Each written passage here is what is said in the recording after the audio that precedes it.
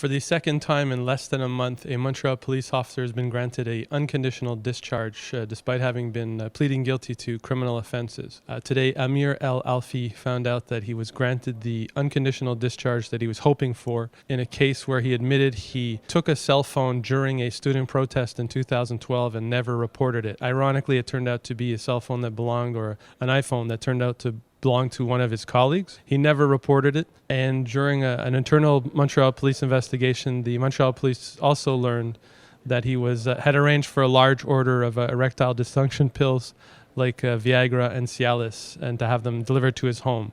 That part of the investigation involved a controlled delivery where the Montreal police basically sent in an undercover officer to do the delivery and confirmed that he was in possession of the pills. It's not a criminal code offense. It's under another section of another law, Canadian law, but he also pleaded guilty to that offense. El Alfy's defense lawyer, Dylan Jones, explains what comes with the conditional discharge and how El Alfy was able to make a donation before he was technically sentenced, which still left him with no criminal record. Oftentimes when people are allowed to make absolute discharges, they are invited or they offer to make a donation or do some sort of community work ahead of time to show that they recognize, the wrong of what they've done.